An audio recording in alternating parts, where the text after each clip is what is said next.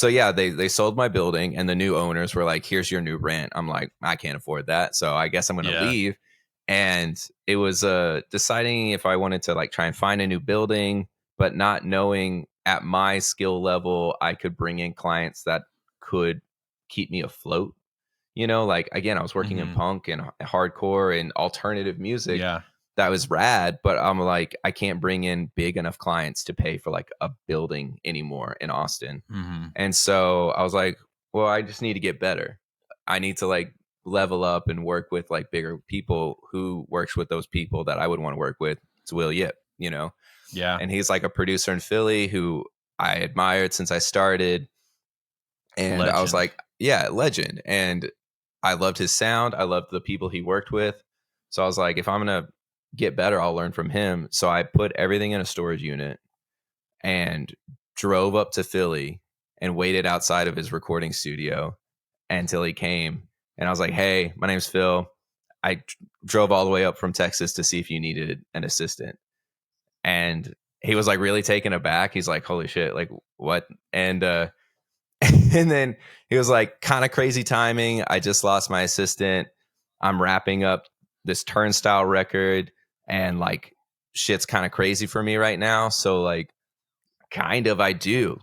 And he's like, just hang out for a week and we'll meet up when I have time and I'll see if we vibe.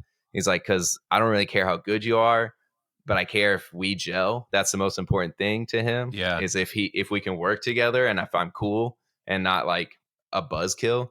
And then he's like, if we vibe, then like, yeah, I'll bring you on.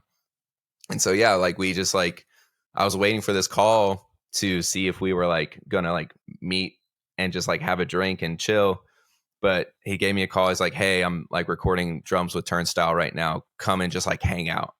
I was like, oh, okay, cool. So I go to the studio and I just hang out with Turnstile and like, I do like a food run for them. And I'm just like, just chilling, like not doing anything, not setting up mics. I'm just sitting in like the assistant chair being quiet. And he was like, yeah, like, do you know Pro Tools? I'm like, yeah. And he's like, all right, well, I can teach you everything that I know about Pro Tools and get you up to speed with what I need you to do. And you seem cool. You didn't rub me the wrong way. You were like, you're vibing, you're cool. So let's do a trial record, which was like Anthony Green's solo record. He's like, let's do that for a month. And then I'll see if you're like, I'll bring you on. So there was like several levels to like, getting the okay to work with Will. So I did a trial record with Anthony Green, and there's a cool story about trial record. Yeah, I mean that was another one where I was like, all right, well, this is like throwing me in the fire. Trial record, okay, dang. I know, right?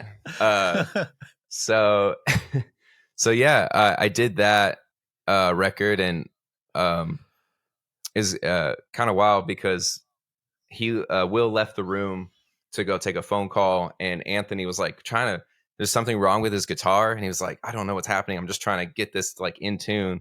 And I took like a gamble. I was like, yo, can I like look at it, because they were in some weird tuning. I was like, let me just like work on it real quick. And I was just like getting his thing in this weird tuning, and me and him were just talking about like his old bands that he was in high school, and like being in like the Philly scene coming up when he was like younger and stuff. And then Will came back in the room.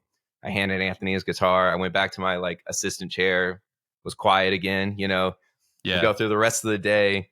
At the end of the day, we're wrapping up. Will's telling me like stuff he wants me to edit and amps he wants set up tomorrow. And then he's like, oh, by the way, Anthony says that he's got a good feeling about you. You have really good vibes.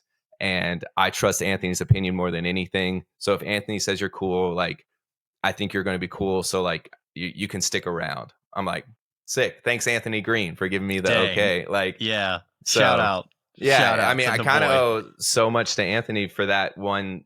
And he said it was like in just like really quick passing. They were like working together when I was out of the room.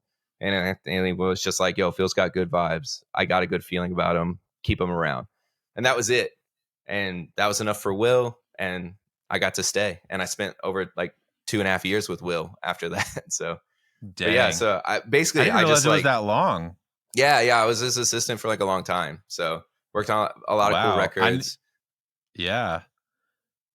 Were But you married at that point yet, or no? oh no, I did meet my wife while I was there, but we were just dating, and Mm-hmm. because she's from Philly, so that's actually how I met my wife, was Oh, being up okay. there. Um, Wow. but yeah, so I was there for a while, but I was also always traveling back and forth to Texas, because I was like somewhat established in Texas, and the whole goal was to just like get better while I was in Mm-hmm. Philly. But it ended up being like, excuse me, a really good relationship with Will, Yeah. and he became like my mentor and was like teaching me things and bringing me under his wing. And so I stayed helping him, and then I would get hit up in Texas to do a record. So all my gear was in racks, and I would just put it all in my car and drive down to Texas and do a record, and then drive back up and hop back in with Will. And I would time it to where, he was like in a good spot with a record to where he's like, yeah, we're good. We're like in a rhythm. Mm-hmm. Go to Texas. I disappear for like a week, come back, jump back in to the next project with Will. So it was a really good relationship where I got to keep making money and keep building my like discography up, my For portfolio sure. up, while still building my portfolio with Will Yip Records and being assistant on stuff like Code Orange. And So learning things like literally one-to-oneing, saying, "Oh, I learned this from Will. I want to try totally. this on a record," can literally the next week be like, Yeah. "We're gonna do this weird drum thing or guitar thing that I learned on this record for Yeah. whoever with Will."